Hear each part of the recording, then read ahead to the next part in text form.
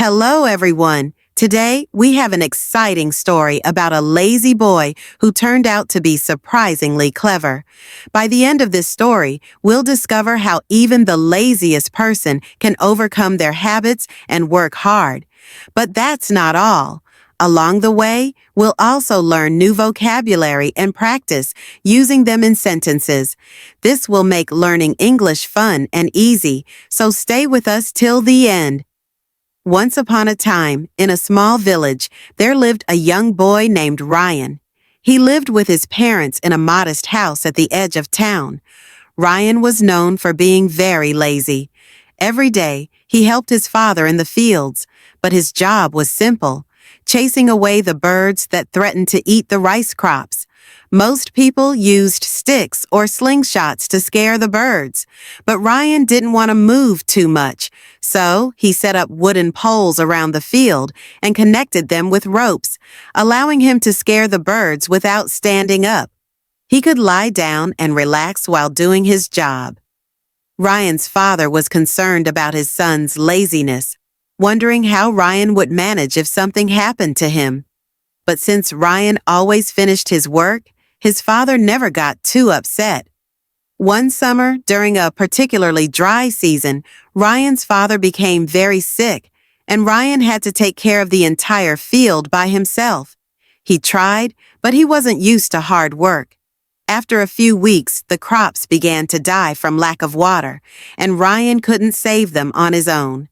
That night, sitting under the stars, Ryan felt utterly helpless. He thought, "Why didn't I try harder?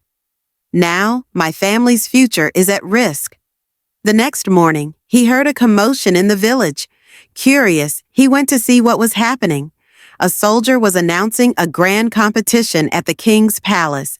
The winner would receive a chest of gold.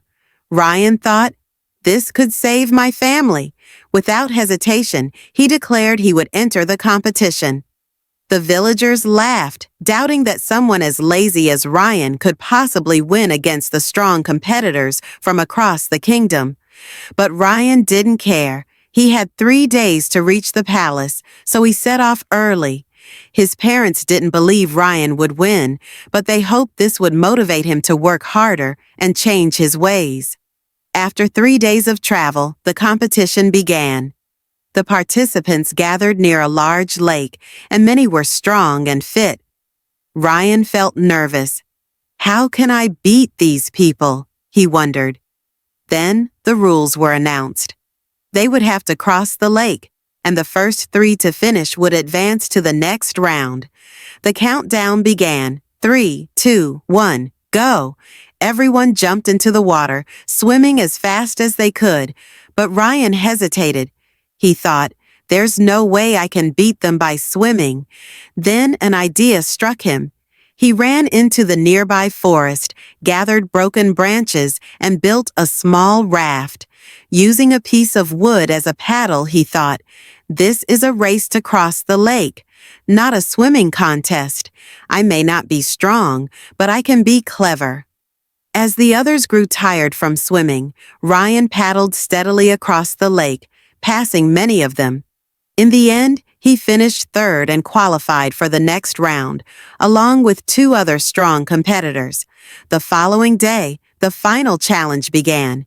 Each contestant was given a large wooden block, and the task was to push it 1 kilometer to the finish line. Behind them, various tools were available, but they could only choose one.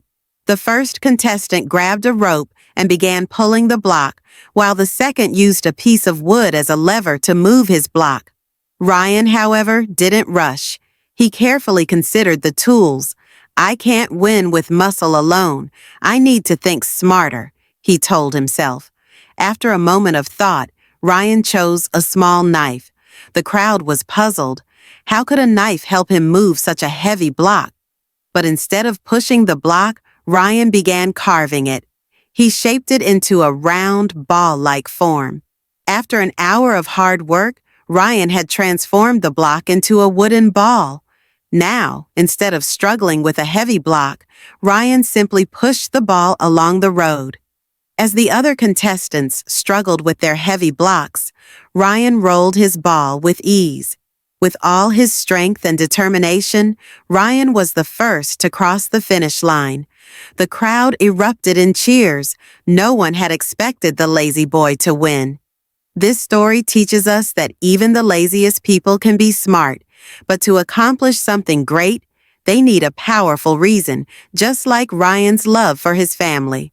So, whenever you feel lazy, find a strong motivation to work hard, whether it's for your family, your dreams, or to prove others wrong. A big goal can inspire you to do your best. Today, we also learned new words and phrases through this story. Remember, learning English can be fun if you practice regularly.